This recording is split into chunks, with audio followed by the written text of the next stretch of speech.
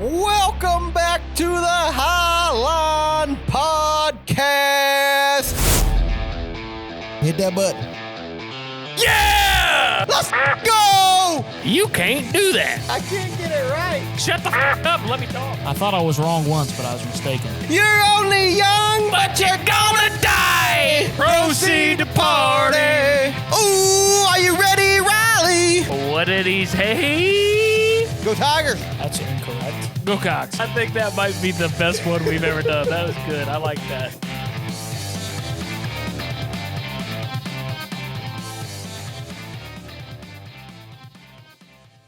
What's up, Highline Nation? It's your boys, Trent Davis and Riley Embree. We are coming back at you with another episode of the Highline Podcast. This is episode number 176. Going to start off the episode today on a bit of a somber note, obviously. We're a little late on this, but Greg Biffle did pass away on Thursday. We're recording this on a Monday. A few days after all that took place. So this is not breaking news to anybody that keeps up with NASCAR. And if you watch this podcast or listen to it or whatever, I'm sure that you keep up with NASCAR and have already heard the news. But We did do a post on it, just showing his picture. Yeah. On it Thursday. on old TikTok. But Yeah. what an unfortunate series of events that took place.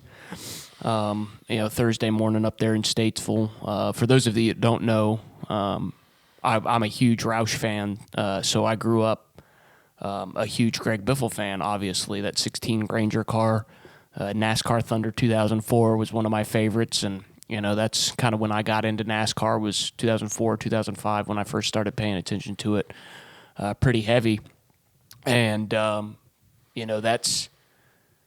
was my childhood right there. And I know we've talked about it in the past with, guys retiring and guys, passing away or whatever. But, it sucks to see in general, your heroes from when you were a kid either walk away from the sport or pass away. And this is just another example of that. Obviously, we all got to go at some point, but,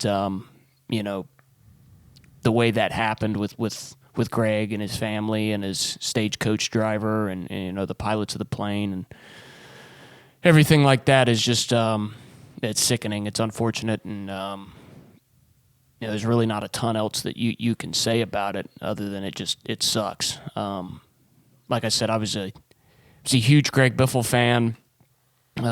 Plenty of memories of him, from like 2005 to like 2010, he was probably the second or third best driver in the Cup Series. I mean, he was winning races and, competing for championships. There's a year there, I'm going to blank on it, I'm sure you'll remind me, but there was a year there that he probably should have won the championship, maybe 2008. And he finished second in points, I'm pretty sure. He was leading the points through most of the chase. Jimmy ended up winning it, obviously, but it was the year that Roush put 5 cars in the playoffs. 05. Was it 05? Yeah. Greg never did win the championship in the Cup Series, but he did have the Truck Series championship, and he did have the Xfinity Series, then the Busch Series championship, and was very close to becoming the first guy to win all 3, and I think he was talented enough to do so. It's just kind of like the Josh Allen. He was the Josh Allen to Patrick Mahomes a lot of years. If Jimmy Johnson wasn't there, he probably'd have a couple championships, and just ran into Patrick Mahomes in the playoffs, ran into Jimmy Johnson in the playoffs there. But hell of a race car driver. A lot of people came out this week and was talking about how fiery of a competitor he was and how difficult he was to race against, and they were saying that in a complimentary way, not talking junk about him. But I loved Greg Biffle. I loved that 16 team. He was the only one from my childhood that didn't defect from Roush, so I had a lot of respect for him for staying loyal to Jack, even though he said himself that he probably shouldn't have. He said that on Dale Jr.'s podcast. But he stayed loyal to Jack till the very end, even when he probably should have got out of there and gone and chased some more wins, like Matt and Carl and all the rest of them did. But he stayed true to Jack, and he was the bright spot of Roush Fenway Racing there for the last couple years of his career, because it was pretty rough, and he didn't win a ton of races towards the end of his career, but he definitely had some good runs. I remember the Coke 600 that we were both at, 2016. He finished top 10 when that car probably shouldn't have been running there, like I said, I have a lot of respect for what he did on the track. I think 19 wins, countless top fives, countless top tens, really good runs in the points in the championship there. But what Greg's going to be remembered for is not his on-track statistics. Greg Biffle was a great person. He wasn't well liked on the racetrack a lot of times. You can ask Boris Sett about that. But he was a great person. And last year when the hurricane hit, South Carolina, North Carolina, Tennessee, he did a lot of great stuff. He owned a helicopter, and as soon as it got done, he hopped in his helicopter, started flying around and helping people and bringing water and bringing food, bringing supplies, airlifting people out, was just doing the Lord's work, and he didn't have to do that. He could have sat in his house and, stayed with his family and not put himself in danger, not put himself in harm's way. But he didn't. He did what needed to be done, not because, he wanted the respect for it, or not because he wanted the accolades, or not because he wanted, likes and views on Instagram. But he did it because it was the right thing to do. And you can always tell, the mark of a person, what kind of person you are by what you do when things are tough, and, your integrity and your actions in the tough times. And that hurricane was a really tough time for Western North Carolina and, parts of South Carolina and parts of Tennessee. And Greg Biffle put his work boots on and went to work, and didn't do it for any reason other than because it was the right thing to do. And there's really not a ton else to say about Greg other than that. And, he was a good race car driver, but he was a better person. And he's going to definitely be missed by me and most of the NASCAR, all of the NASCAR community for that. For that matter. But just a terrible tragedy. Praying for his family, praying for his friends, and just sucks. Gonna miss him. Yeah, I agree with everything you said there. It's just a terrible tragedy. Greg was not the only one lost in this plane crash. He also had his wife, Christina. He had his daughter, Emma, his son, Ryder, and his stagecoach driver, right? Yeah. Craig Wadsworth, then Dennis Dutton and Jack Dutton, the two pilots of the plane, father and son. Just terrible. I just don't want to forget those people either, because their families are hurting as well. And loss is never an easy thing to deal with for us humans. It's always something that we dread, that we have to come into contact with, but it's part of life. It's part of living. It's part of everything that life is about. Death is a part of life, and as you get older, the more you deal with it. I know me and you've had some recent family members and stuff like that pass away the past few years, and it never gets easier. And I can't imagine losing a whole family like the Biffles have, and even the Duttons losing a father and son. It's just it's terrible, and it just breaks my heart. Just there is it's different when you got somebody that's maybe sick. Thinking back a See couple it weeks coming. ago, like Michael Annette possibly. Like I said, I don't want to speculate still, but there was, like you said, we had like with Brad's tweet and stuff like that. He's not suffering anymore. That you might see it coming, old age or something like that, cancer. It kind of gets you prepared for the inevitable. With stuff like this, it's just such a shock to your system. It's a shock to your soul that you can't comprehend it at first. And when I first started seeing this news come out, I'm like, no, there's no way. Yeah. All the good stuff he's done the past couple of years. For Greg with the Hurricane Helene, there's no way this is true. Or, all the fake news that you have on the internet these days, you don't know what to believe. But then you have more and more, people and companies coming out with it, with the news. You're like, this might be legit. And unfortunately, it came to fruition, and it was true. But Greg, man, he was. Yeah, he was one of my favorites. He was never a guy I really rooted for, obviously, in the Cup Series. But he raced at Roush, and Carl Edwards was my favorite Roush driver back in the day. But Greg, I think, was second. And, when Greg won, I was never all that upset unless he beat Jeff Gordon, which happened a few times. So I wasn't happy on that ordeal. But, yeah, Greg was a fiery competitor. He drove his ass off in a race car. And I loved his passion. That's what I think NASCAR lacks with these drivers these days, with a lot of drivers. It seems like they just don't have the passion and the fiery spirit and the will to win like Greg Biffle did back in the day. You can think of a couple guys like Ryan Blaney has it today. I think Denny Hamlin has it. There's not a lot of other guys that I think.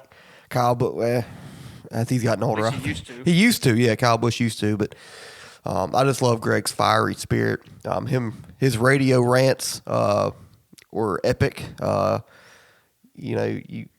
I loved them. I love radio rants. I think it shows how much you care about winning, and Greg would have some great ones in the race car if things weren't going that way. I remember the Coke 600 in 2011 or 2012, I think his AC unit went out in his helmet, and he said, "I am not driving 600 miles in this car with no air. You got to fix this." That was a great memory for me for Greg, and I don't blame him. I wouldn't either. But I loved his fiery competitiveness. Hated he never got a championship. I definitely think he deserved one. 2005 was probably his best chance. 6 wins in 2005. Yeah, came up close. Won the Homestead race. Yeah, Tony Stewart won that championship. His last championship at Gibbs. Yeah, Gibbs. So yeah, it's just Greg was a great race car driver, and he did it. Jumped in a truck 3 years ago in Kyle Busch's equipment in Texas. Ain't racing truck series in 15 years. Went out there and whooped that ass. And won the damn race, which I thought was just awesome. I was cheering for him, even though he was driving a Toyota that day. I wanted to see that story. That was an awesome story, and it came to fruition. And that was Greg's last NASCAR win. His last Cup win was the 2013 Michigan race. That car right here is the car he won it at Michigan with in 2013. So, that was 9 years apart from his last Cup win, and then got his last truck win 9 years later, just out of the one-off for Kyle Busch Motorsports. You knew he still had it, even in his, I think he was 52 when he won that race at Texas. So, just a great race car driver, and I'm gonna miss him, man. It's just life doesn't seem fair sometimes. You do all this good work, and unfortunate circumstances end your life early, and it's a tough pill to swallow for all the NASCAR community. And yeah, man, it just sucks. He was a great man, like you said, great humanitarian for what he did for Hurricane Helene last year. I know up here we were bitching all week about no power, but our houses were safe, our families were safe, and looking back at it, we had it pretty good compared to some of the people in the North Carolina, Western North Carolina area, where they had no homes left. They had nowhere to go. People died. They could have. We had it easy compared to those people up there in Western North Carolina and parts of this state and South Carolina. So, yeah, it's just great. Like you said, Greg didn't have to do that. He didn't do it for the publicity. He did it because he wanted to help out. He knew he could help out, and he wanted to help people that were in need, and that just shows you who a person really is. When times are tough, it proves a person will show you who they really are if they either go to the forefront and help, or they go and just hide and go into a shell. And Greg was not that person, as he proved it. So it's a terrible tragedy, and yeah, my favorite Greg Biffle moment is the one that comes to my mind. The first is him and Harvick at Bristol. Harvick jumped over the car, and Greg looked kind of scared. He's like, "Oh no!" I'd be scared of Harvick too. Yeah, I mean, I think it just kind of shocked him because he he jumped over the car to get to him, just kind of and jumped in the front of those people with Greg and the media, and that's one. Another one is when he got wrecked at Richmond, and he threw a punch at Jay Sauter or Johnny Sauter, one of those, I think. That was a great moment there. I'm sure it probably didn't feel good on Greg's hand. No. But it was a cool moment. And then him grabbing Jimmy Johnson by the collar at Martinsville 2013 scared the crap out of Jimmy. he did pull a Kevin Harvick moment on him, and that was a good moment. And then of course his last win at Michigan wasn't a great race, but I do remember it fondly. He put an ass whooping on the field, and that proved if you gave Greg a great car, even when Roush was starting to decline, he could still get it done. Yeah. So those are my favorite memories from Greg Biffle. What about you? Yeah, obviously that 2005 season, looking back on it, was awesome. That 2004 to 2006 run for Greg Biffle was some of the best racing out of Greg Biffle that you ever seen, and 2 Southern 500 victories in that time, won 3 straight races at Homestead. If there was a championship 4 and he was in it, Greg was he'd be a 3-time champion. Roush was dominant at Homestead back in the day. We won like fucking 6 races in a row over there. But, I mean, that run, 6 wins in 2005, 2 Southern 500s, 3 straight Homestead wins, won a Michigan race in there, I'm pretty sure, got a Kansas win in there, Dover. The tracks that him and Matt battling at Dover was awesome too. I think in 08, 09, somewhere around there. Yeah, the tracks that the greats were good at, a lot of the times Greg was up there. Dover's a really tough track. Jimmy dominated there, but if Jimmy wasn't winning in those years, it was Greg running him down, or Tony won a couple in there, I think. But Greg was good at Dover, good at Michigan, good at Darlington. Some say the toughest track on the schedule. He's got a Daytona win. Won the 2003 night race at Daytona. I think that was his first win. But hindsight being what it is, I think my favorite memory and it might just be recency bias, is him jumping in that truck for Kyle and going out there and winning the race. That was awesome to see. It's always good to see the old guys put a whooping on the young guys. I don't know what it is, but I like watching guys like Dale Earnhardt Dale Jr. run races. I like watching Casey Mears come back and run races. Casey Kane. I love that stuff. And I like when they do well, and I want them to do well, even if I wasn't a fan. And I was a fan of Greg. So watching him get in that truck, even though, like you said, it was a Toyota, for Kyle Busch, who I didn't like and don't really like now, but got in Kyle Busch's truck and went out there and won the race. Was just awesome to me. I thought it was a great story, and other than watching the 17, the 6, or the 60 win a race, I'm rooting for a good story. It's the reason why I root for Denny to win a championship, because I'm rooting for the good story, and him winning that truck race was a great story. It proved that he still had it, and that was great to see.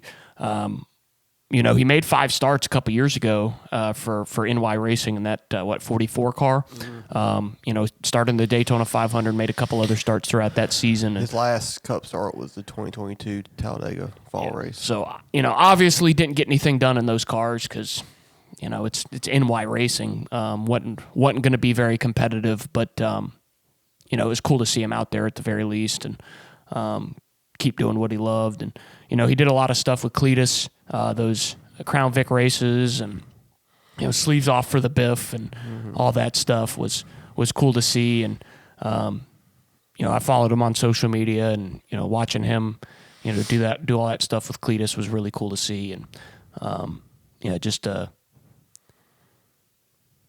tough week for me, because like I said, I grew up and he was one of my heroes growing up, and just unfortunate. Yeah, I think one of the last videos he did before his passing, I think he was giving away a car.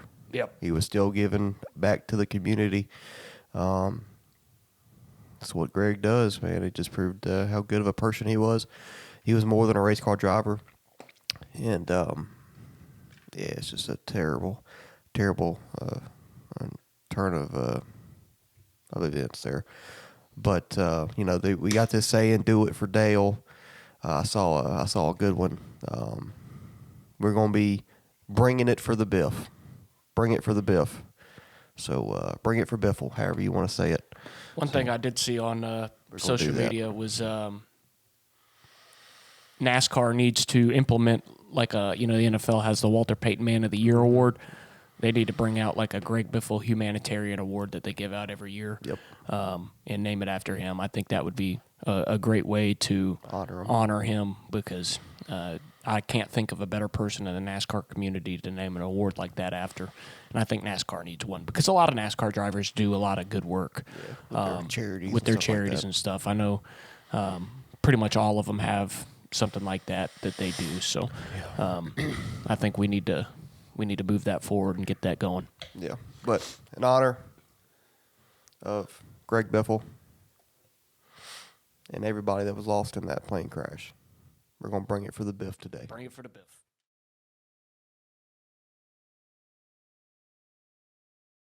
Well, it is Christmas time. Ho, ho, ho. This is the Christmas episode of... Yeah. You like your hat? I do. They only had one at the Dollar General down the road.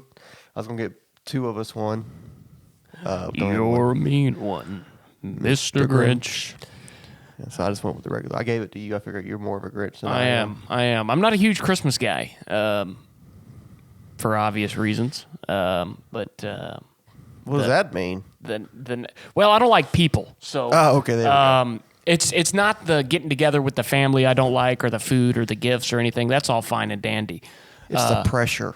It's the going out and buying gifts and getting out there with all the hood rats and all the hoodlums and the just the idiots, the bed bugs. Like somebody us. might call us on the video. But getting out there with all those folks is awful. Luckily this year wasn't so bad for me. I went out yesterday, which is not smart in general to do. Go out on a Sunday afternoon, 5 days before Christmas to do a little bit of shopping. Probably not that good, but man, I was in and out of all the stores I went into. Didn't stand in line. Didn't run into anybody. Didn't have to crack anybody over the head. Pretty good day. Luckily this year wasn't too bad, but man, the traffic usually sucks. The people usually suck, and it's usually just not a great time of year. But luckily this year went so bad. Yeah, I agree. I like Christmas. As I notice as you get older, Christmas is kind of a thing. I think people, as you get older, you realize the more meaningful moment for Christmas, and that's Jesus Christ and His birth. If you don't believe that, then better find it quick. Preach. Yeah, so I'm not going to preach on this podcast, but that's what we believe in. So that's the more important thing at Christmas, and I feel like It gets lost. it gets way lost. Everybody just buying presents and what in the hell? You broke my chair. I need somebody to lead on. So yeah, that's more important to me as you get older. I think you realize that more, but then it comes with the pressure of still buying gifts for people and going out to get presents and figuring out what the heck to buy people and who do you buy for, who do you not buy for, and then people ask you what you want for Christmas. As you get Pay a older, bill. it's give me money. I need money, please.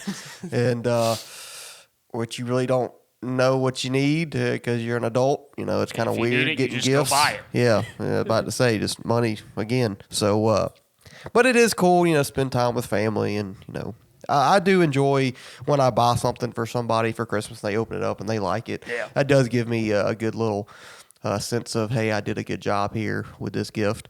Now they could be faking it and they never touch it, whatever I buy them, but hey, that's on them at that point. I'm just a deliverer. I'm giving you the gift. You can decide if you want it or not, or do anything with it or not. So, but I do enjoy that. But yeah, as you get older, it's just kind of the Christmas spirit. It's kind of like the Polar Express. The parents, that jingle, that ring. It's about out. Like the Santa Claus and all that, the milk and cookies and getting ready for Santa and going to bed Christmas Eve and seeing if you can listen to Santa on the roof of the house. That just, as you get older, of course, that dies. But I'm going to tell my daughter that Santa Claus wants a case of Busch Light. beef jerky. Yeah, he's New York strip and a case of Busch Lights. What Santa wants at our house. He's got enough milk and cookies. Well, guess who's gonna have to buy that for Santa? You. That's fair. I'm about to say, Daddy, we gotta go buy Busch Light and steak for Santa tonight. Yeah, Heck, milk and cookies will do, honey. it will. But yeah. So, and you're a father too, so you're doing that with your daughter. So I think that's you still have that little Santa Claus feel to it.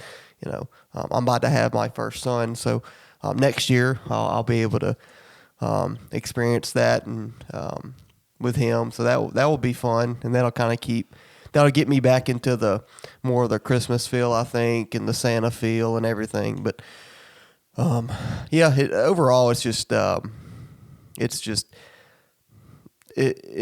of a thing you not want to get through, but it's just kind of a like, all right, we got this, then we ain't got to worry about doing anything with anybody for a while. I know it kind of sounds bad, but it's kind of how it is as an adult. You kind of just get that way. At least we do. So yeah, it's just it's still a fun time of year. Seeing all the Christmas lights up everywhere is cool to see. I got to go to a Christmas lights thing tonight with my wife up in Simpsonville. So haven't done that this year, so me and my wife will do that, spend time together. And I love hot chocolate. I love drinking hot cocoa near Christmas time. And I'm in the point now where Christmas movies, I love them, but I cannot start watching them until about the week of Christmas. So I can start watching Christmas movies now. Die Hard.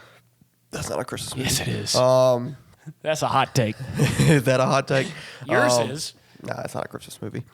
But, it's... Well, like on the Christmas movie thing. So I love Christmas movies. Like I said, it takes me a minute to start watching them. But I'm in that point where I can start watching them tonight. I think probably my favorite Christmas movie of all time... It is probably The Polar Express. Ugh. I just love watching that movie. I love watching that movie with a cup of hot chocolate, and I just have a great time watching it. Grandma got ran over by a reindeer. Yes. That's my favorite. Is it? Yes. I don't think I've ever Legitimately. You've never seen it? seen it. I probably have. It's a banger. It's an animation, Yes. right? Yeah. It's been a while. So good. Rudolph's very good. The Santa Claus with Tim Allen is good. The first two. Yeah. The third one sucked. Yeah, the third one was not that good. That was the one with the ice. Jack Frost. Jack Frost. There we go. Jack Frost is a good movie as well. Christmas movie. Trying to think of another one. Is The Nightmare Before Christmas a Christmas movie or a Halloween movie? I think it's more of a Halloween movie. Yeah, I agree. But people do watch this. Yeah, I don't like that movie. I don't either. Any ones I'm missing here? Um, Toy Story. Yeah. Yeah, I was never a huge Christmas movie guy in general. But like I said, Grandma Got Ran Over by a Reindeer was a really good one growing up. I remember watching that one every year. Home Alone.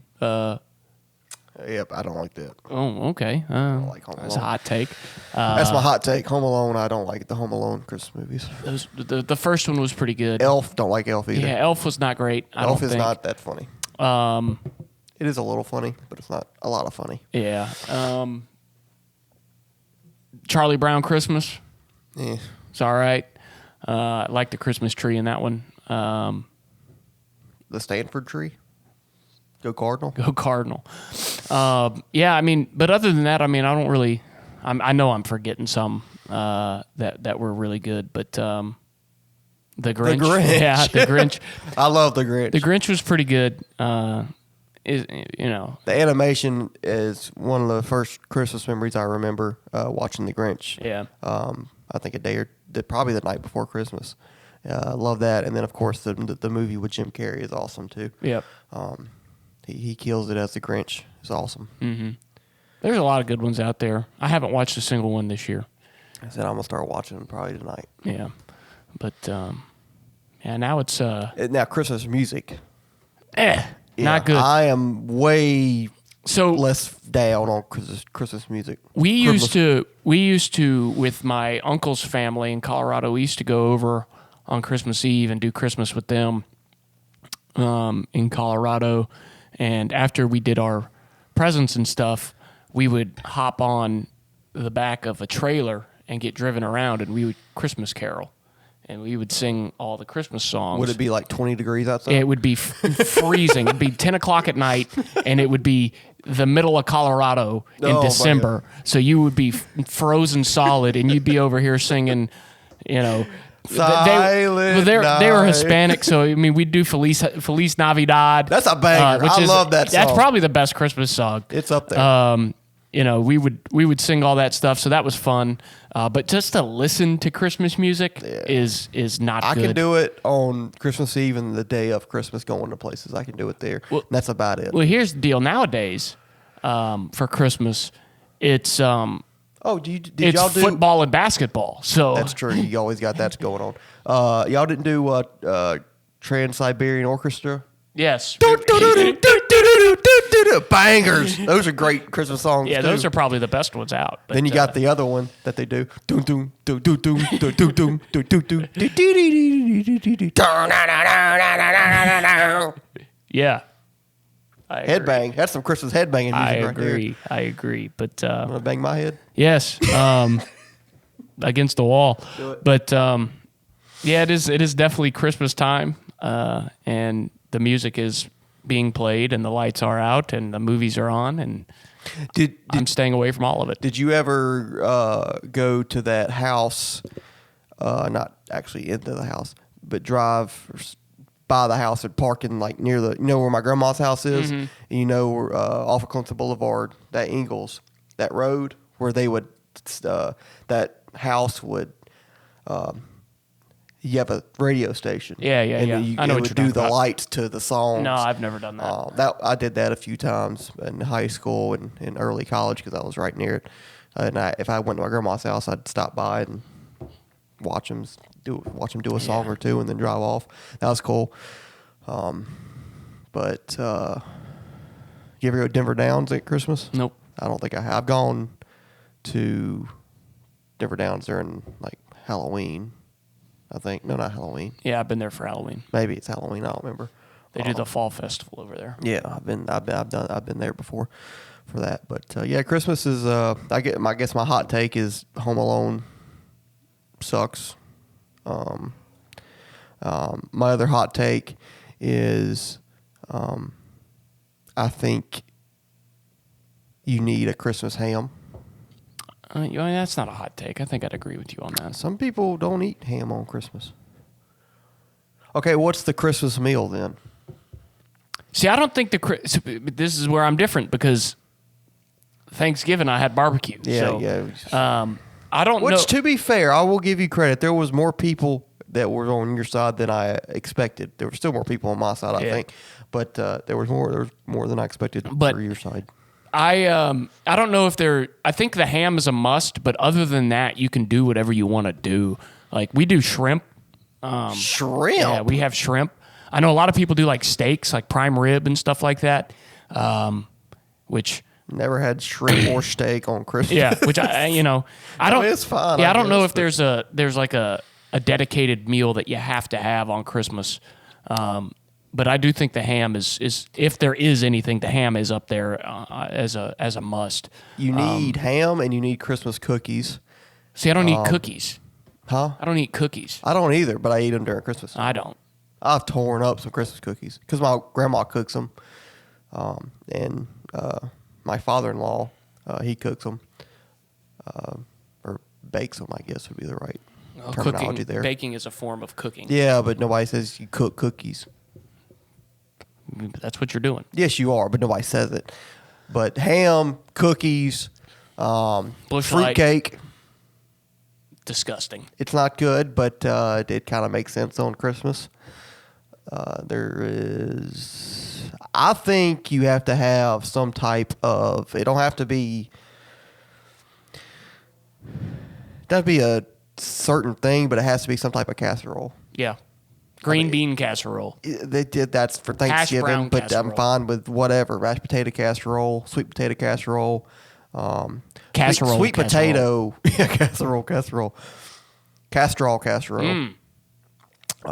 But I think you had to have some type of casserole with the ham, Yeah. and then maybe a mixture of some rolls, King's Hawaiian. biscuit. They're not our sponsorship anymore. Still the best roll.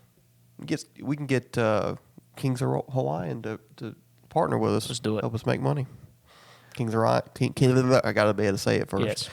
King's Hawaiian, hit us up. Yes. Anything else on Christmas? As far as food goes, no. Drinks wise, Beer.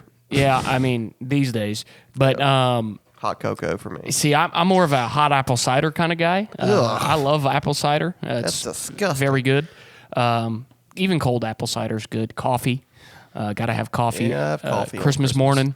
Oh, my bad. Sausage balls. Oh, You're gonna love my balls. I love sausage. I love meatballs. Meaty meatball. The greatest SNL skit of all time. Sket. Yes. We're not even drunk. Was my sweaty balls when they're talking about making Christmas balls. Yeah. Shit's hilarious. Go look it up if you haven't seen it. But yeah, sausage balls are up there. But yeah, I mean, as far as the food goes, I think it's just a hodgepodge of stuff this time of year. Yeah, I agree. It's not as formal as Thanksgiving food. I'm not as passionate about Christmas food as I am Thanksgiving food. Yeah, which we always do. As well as something we always do is like Ritz crackers and cheese, like a charcuterie board. Yeah. And then we have like summer sausage and ham and stuff like that. Yeah. And then we have like a fruit tray, ranch dressing, stuff like that. But yeah, I think the summer sausage, to be honest with you, is what is in my mind is like what we have for Christmas every year. Yeah, This is the sausage ball. You're probably going to make fun of me for this. So I'm doing Christmas Eve with my mom and my family. Or I'm doing Christmas on Christmas Eve with my mom and that family. And I'm having a stroke, I think. That family, opposed to what other family? That's fair. It's the only one I got these days. But Okay. damn. But You're a mean one. so we're having fucking tacos. Yeah, I'm not happy about that one. Yeah, I mean, we're having tacos, homemade tacos. I think it's a great idea. Make it yourself. People can go in there and get it whenever. It's not hard to make. I do like and that. And you can but make a bunch of it and really just let it go. I do like the aspect on. I think on Christmas it is you got to have whatever you're eating. It's just got to be anytime. Go and grab it. Yeah. Anytime, because there's just so much going on between people and presents and people getting out of the house for a minute just to have their time to, okay, this is too much, anxiety, stuff like that. Yeah. It can't be like thing you have to eat right then and there. Yeah. That's what I love about ham on Christmas. You can go grab that thing hot, cold, frozen. Don't give it melted. Don't give a damn. I'm going to eat it whenever. Yeah. So I do like that aspect. Now, tacos, yeah, I don't think tacos for Christmas is would be on my bingo card. But I get it. It's going to be good. It's easy. It's going to be better than nothing. Yeah. So, yeah, I agree with you on that. But hope y'all have a, we're not ending the episode, but let us know your Christmas takes, your hot takes, your favorite Christmas things and all that stuff. But, yeah, probably my favorite Christmas thing is eating sausage balls on Christmas morning and watching we forgot about the, hell. What's that? What's the movie with the, you got to be kidding me. The kid or the dad that gets the woman leg lamp and his wife breaks it. You know I'm talking, the guy that's doing like the, here, you keep talking for a second. I got to find this. I have movie. no idea. Are you talking about A Christmas Story? Christmas Story. Yes, love that movie. You should have said when the kid Now- sticks his tongue to the pole. I forgot about that part. That movie is I can only watch that movie on Christmas morning. I can't watch that movie like before Christmas or anything like that. The rest of Christmas movies that I like, I can watch it before Christmas. Yeah. But watching A Christmas Story, eating sausage balls in the morning, drinking some coffee, that is probably, as an adult, that is my favorite thing to do now. What's your favorite thing to do? My favorite thing to do on Christmas? Yeah. Work. You working Christmas? No, I'm not. But I'm about to say you're off. it is my favorite thing to do because holiday pay. But no, I get up, have a cup of coffee early, do the presents. Jamie in black. Yeah, with the That would daughter. not go well. It's not. And then from there, I mean, it was usually just. I don't think we ever had any TV on really.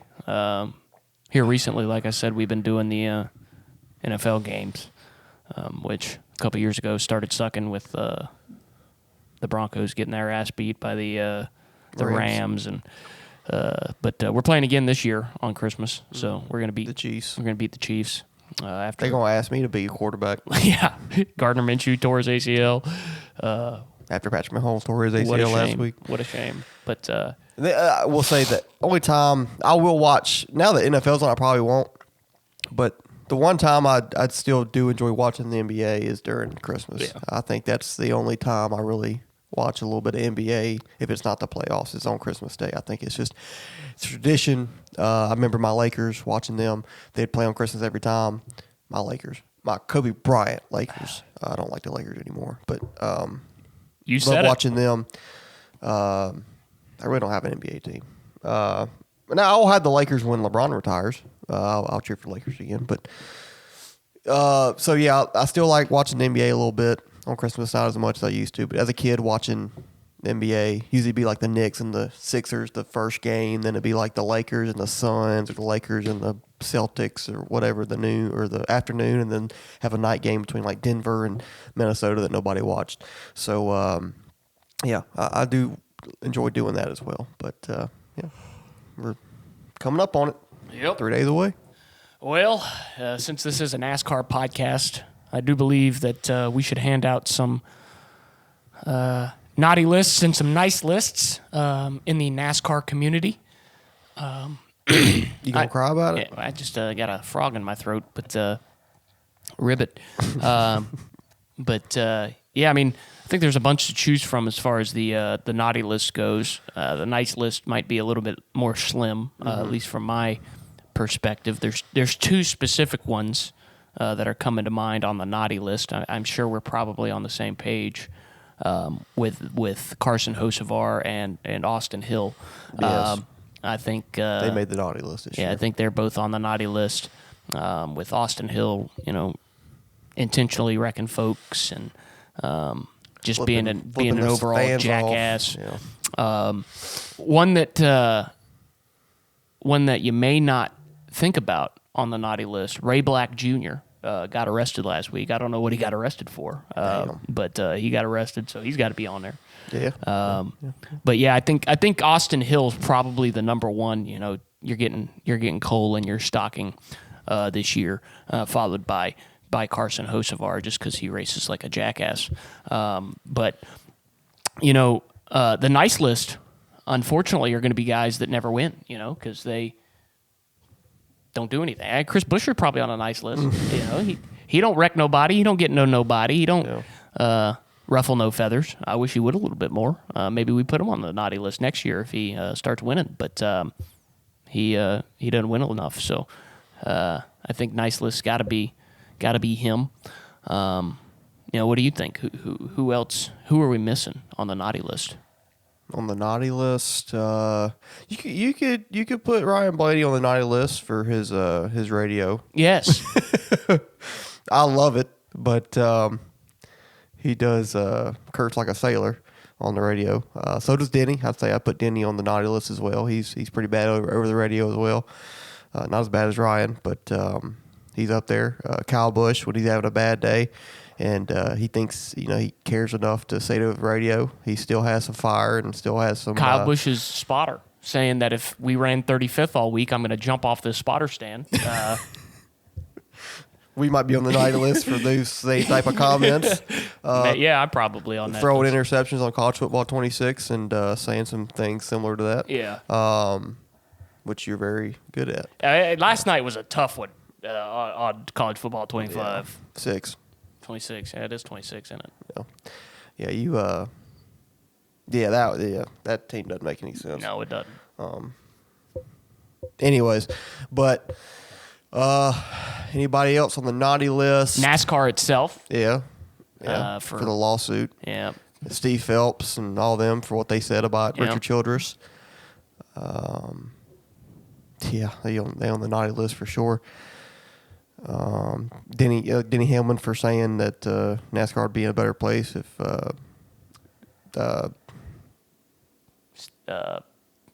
what's his face? Bill France. Not Bill France.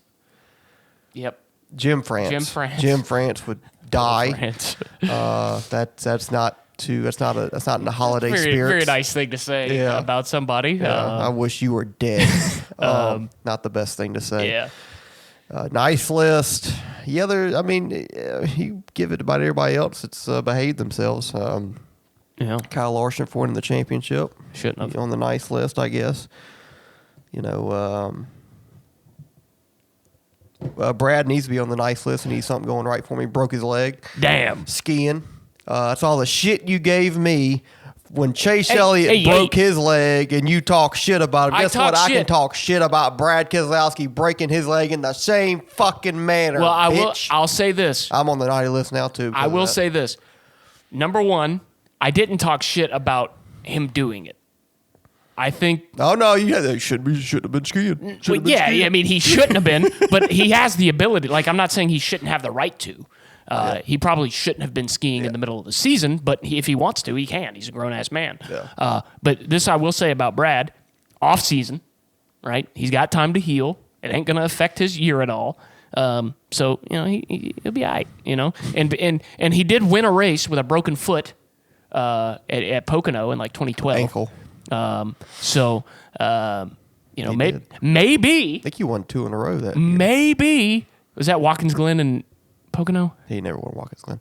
He should have won Watkins Glen that year. He came close, yeah. But anyways, maybe he just needs to get hurt to win races.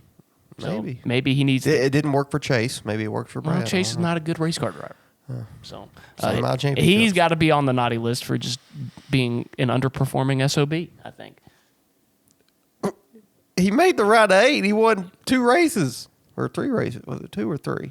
For half the year, he's getting outran by the 48. And That is definitely not correct. He got outran by the 48 to start the year a little bit. And then he probably outran the 5 and the 24 for the playoffs for the most part until the end. that's fair. Piece of shit. That's fair. Chris needs to go on the naughty list because he cannot win races. That's what I'm saying. He's on the nice list because he's too nice. Well, he's He's on the giving naughty wins list for away. not getting the job done. Brad could be on the nice list for giving Ryan Blaney a win at the last Yeah. race of the year. Appreciate it. And, every fucking super speedway race of the past 20 years and every Atlanta race for the past 5 years. Yeah. He's giving them out. Yeah. He's giving them out like Wasn't there a fight Santa Claus. Wasn't there a fight this year? Or no? There was a fight. Oh, And there's a fight. not in the Cup Series. Oh, no.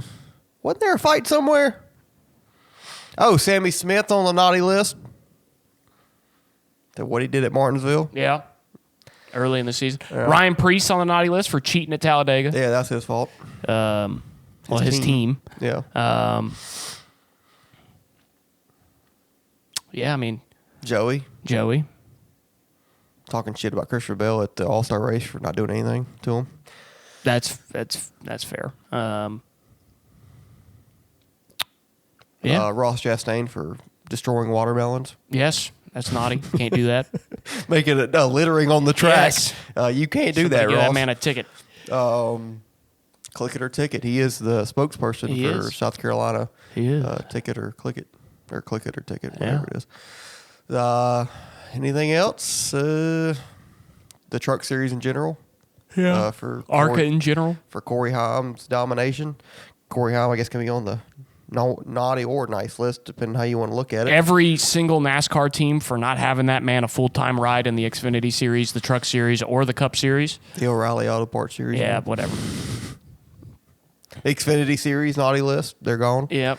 Title sponsor anyway. They'll still be in this. Yeah. I'm gonna be screwing that up for 10 years. Yeah, it's gonna take us. It'll a be while. the Xfinity Series until the O'Reilly Auto Parts Series goes Leaves, away. yeah. And then it'll be the O'Reilly Auto Parts Series when it's the fucking Valvoline Series or whatever. So, the AARP series. yeah. That'll have that like an old man series. The AARP series. Well, they did, but NASCAR tried to get it canceled. That was Well, the yeah, because SRX. that Bristol race between those legends and that big ass wreck where I was somebody talking about died. I was talking about the SRX, but Oh, I'm talking about like, remember that Bristol Legends race like in 2010? A whole bunch of old guys went out there and raced at Bristol before a Xfinity race or something, and a big old wreck happened because they didn't slow down or something. And I mean, I don't recall. you need to look it up. Naughty It's a list. Naughty list. NASCAR officiating, Yeah, awful. naughty list this year. Just got to work on some shit there, but Yeah, I think that's about it. that's it. Well, what's next? So for those guys, you're getting fucking coal. Well, if you could describe 2025 in one word, what would your word be? So this is our last episode before the new year. So you talking about like in general or in Just in NASCAR? general, NASCAR. You could do both. Give me a word for NASCAR and a word for your year in general. Okay. NASCAR wise, I would say exhausting. Yep. That would be my word for NASCAR, just because of the lawsuit, everything that went on with that, the playoffs, and the way it ended with Larson and Denny, with that race at Phoenix. Stressing out over Chris all year, hoping he'd win a race. Picked him to make the championship four, didn't even make the playoffs. Same. Chase coming up close a few times, had some good wins, some exciting wins, but could have won some more. Blaney, same thing, had some fast cars week in and week out to start the season, but kept on having mechanical problems and wrecks and stuff out of his control. And Even the playoffs haunted them a little bit with bad luck, and ended it on a good note winning Phoenix. But just kind of all my guys this year just had, other than Chris, Chase and Blaney had pretty good years, but it could have been a lot better if things would have worked out a little bit differently for those guys. And the Austin Hill stuff, the Martinsville Xfinity spring race was a mess. The Truck Series kind of sucked all year. Just it's kind of exhausting year. 2025 for NASCAR is just it had its moments. Had some great races. 2025 Kansas fall, Chase coming out of nowhere to win the race was awesome. No, it wasn't. Atlanta 2, Chase passing Brad Keselowski on the last lap, awesome. Blaney winning at Daytona, coming from 14th to 1st on the last couple laps to win it. That was awesome. But other than that, it was just kind of a year that left a lot on the bone, and a year that stressed us out a lot just based off how everything worked out on and off the track. So exhausting would be my word for NASCAR. And then personally for me, for 2025, I could say the same. Yeah. I could use the same word. I'll go differently. 2025, I will describe for me personally as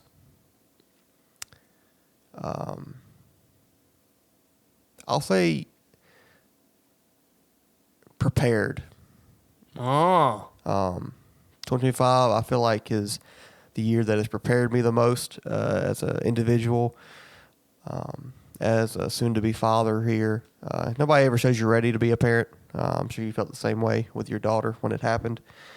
And I'm sure today you still kind of guess on what the hell to do in certain situations with your daughter. So, but I think I'm preparing myself. I've prepared myself well to step into a new chapter in my life with being a father. Responsibilities intensifies. There's more responsibilities for you. You have a young little being that it is your life goal to make sure they have the best life they can. So I'm excited to get into that phase of my life and not be just about what I want and my needs, and even my wife's needs. It's not about us really anymore. It's about this little kid that's about to join this crazy world, which I feel sorry for him because he ain't gonna have no retirement. He's gonna have to retire when he's 120. But we're gonna be we might be able to retire at 90, maybe. So, but all things considered, I'm prepared. I'm excited for 2026 to happen. 2025 was a year of ups and downs for me personally. I think this year was more ups and downs. So overall, I think this year that must be nice. Was pretty good for me, all things considered. But Clemson sucking at football this year was a downside, but in reality, it really didn't mean a whole lot in the grand scheme of things. And I think it's what I am a very passionate person. If you don't know. About sports, and I don't think that'll change with this kid, but I think it will put a new perspective on what really matters, because my life for me for 20 now when it comes to sports anyway, maybe for 28 years now, sports have kind of ran my life. It is how I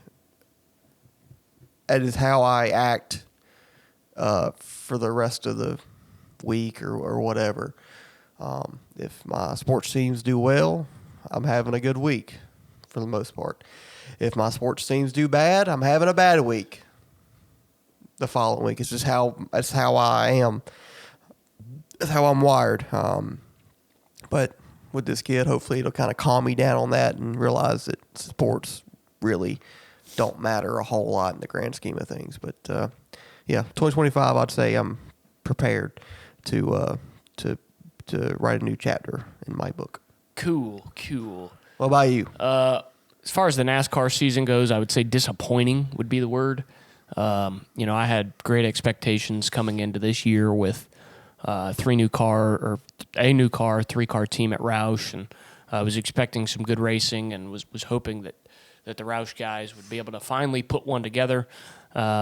a full season, and Brad got off to the worst start in his history, and Chris was just kind of average, and Priest had a run here or there that was good.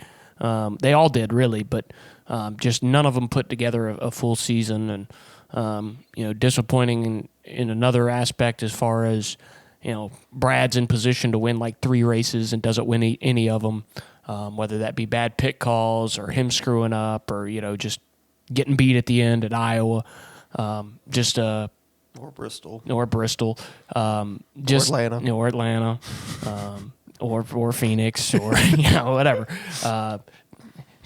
Indianapolis, Pocono, well, not Indy, just Pocono, but just a disappointing season as far as that goes. Disappointing as far as Denny not winning the championship. That whole how that all played out was disappointing to see.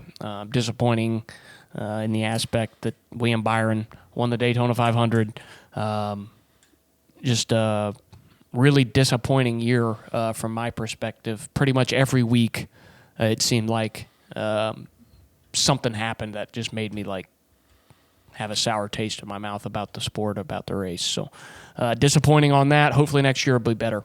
As far as in general goes, I could probably use the same word as well. But I think a good word for my 2025 would be change. Kind of piggyback off of what you said. My life's changed a bunch in the past 12 months, and is going to continue to. But some for the good, some for the better, and some for the bad, obviously. But just living a different life these days than I have. In recent memory, and some of that my own doing, some of that not, and that's the way life goes sometimes. You got to roll with the punches and figure it out, and that's what I'm doing going into 2026. So there is some light at the end of the tunnel, obviously. There's some days in there that you don't think it is, but you get through it. And I think I'll be better for it going forward. So change, I think, is a good word for my life in general the past 12 months. Yeah, I hope 2026 will be Some people change. will be better. Not the worst year, but definitely not the best year either. So, yes, this is our last podcast episode of 2025. So, just a great ride for 2025. We've made some strides on this podcast, getting over 1,000 followers on TikTok. Had some pretty viral videos. We appreciate y'all. A lot of comments this year, way more comments than we've ever had before, way more likes on videos than we've ever had before. Like, I looked at it. Our past, 7 videos have all hit over 1,000, which is all I attest to y'all, the fans, and Highline Nation for rocking with us another year. It's small growth. I mean, I look at these people that are very popular, like Tom Grossi, like Brandon Purder, and they've been doing this shit for 10, 12 years. And, Takes time. It takes time. There's points in there where I've wanted to give up on this podcast just because it's just a lot of work for me. And I said I'm not a quitter. I'm not going to. That's why I haven't quit drinking. Daddy didn't raise no quitter. No, in all seriousness, no. I keep having that fight and that determination that we can do this for a living at some point, and that's my goal. And it's all thanks to y'all for keeping me and keeping you in the game, keeping us fired up to do this podcast. We're going to keep on going, keep on trucking for 2026, hoping for bigger and better things, because I know it's on the horizon, and we just got to keep on grinding. And y'all got to keep finding people, man. Just got to keep finding fans out there. Got to promote our podcast more. Got to get some people involved. So we'll do the best we can with that. We appreciate y'all. If y'all listened, watched all year, thank y'all so much. Whether you hate our guts or you hate Riley, which I understand, or you love me, which I do understand. We appreciate it. But hope y'all have a very happy New Year, safe New Year. Have a good time, but be safe, please. Have a good Christmas with your family and friends. And we'll catch you back. We'll catch you in 2026 for a new season of the Highline Podcast. We'll let you know when we do an episode. It'll probably be a week or two after the new year or so. I'm sure some NASCAR stuff will drop on something, and we can talk about it. But Riley, you got any thoughts for 2025? No, as just fans, whatever for the podcast. I echo what you say. This year's been a lot better as far as engagement has gone. Like you said, it's not where we want it, obviously. But like you said, it does take time.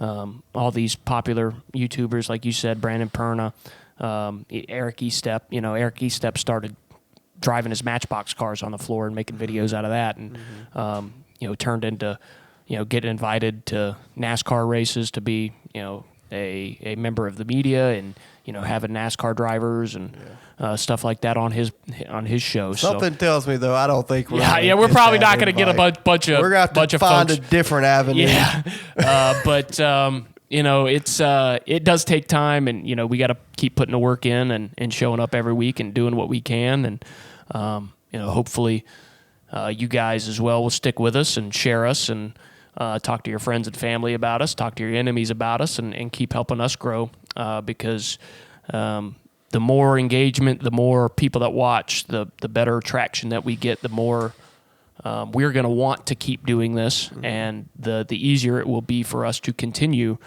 to do this. So we want to do it, and we're going to regardless, but it'll definitely make it a lot sweeter if there is a large crowd of people that want to keep hearing from us. So, everybody wants to be loved.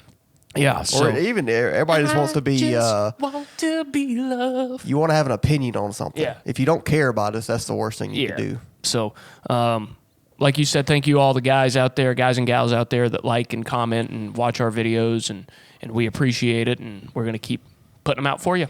Yep, I agree. But if y'all made it this far in the podcast, we appreciate you.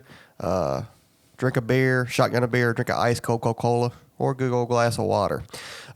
Maybe some milk. Maybe some milk and cookies. Eggnog. Get ready for Santa Apple on cider. Christmas. No, that's disgusting. I can't even take the pills. So, appreciate y'all for listening. If you made this far in the episode, follow the show on TikTok at the Highline Podcast. Follow the show on YouTube at the Highline Podcast. Follow the show on Instagram at the Highline Official. And follow the show on Spotify and Apple Podcast. Hit the notification bell. Ding, ding. To get every update every time we drop an episode. We'll be back with you in a couple weeks. But this is our last sign-off for 2025. Going into 2026. Y'all have a happy holidays, safe Christmas, and safe New Year's. And we'll catch you down the road. Go Tigers. Merry Christmas. Go Cox. Merry Christmas.